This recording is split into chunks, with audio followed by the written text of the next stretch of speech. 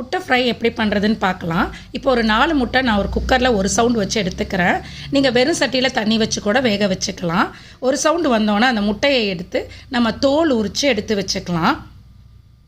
நம்ம இந்த முட்டையை வந்து பிளண்ட்டாக சாப்பிட்றதுக்கு பதிலாக இந்த மாதிரி செஞ்சு சாப்பிட்டோன்னா சூப்பராக இருக்கும்.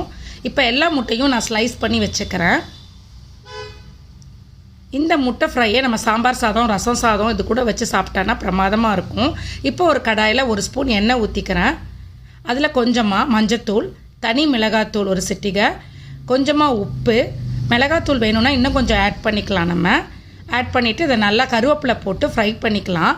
அப்புறம் நம்ம ஸ்லைஸ் பண்ணி வச்சுருக்க முட்டையை ஒன்று ஒன்றா எடுத்து இதில் பத்திரமா வைங்க. இது வந்து உடஞ்சிடக்கூடாது.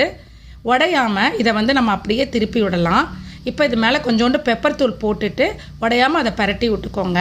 இந்த மாதிரி நம்ம செய்யும் பொழுது நம்ம வெறுமனை கூட சாப்பிடலாம். ரொம்ப நல்லாயிருக்கும். இதை உங்கள் வீட்டில்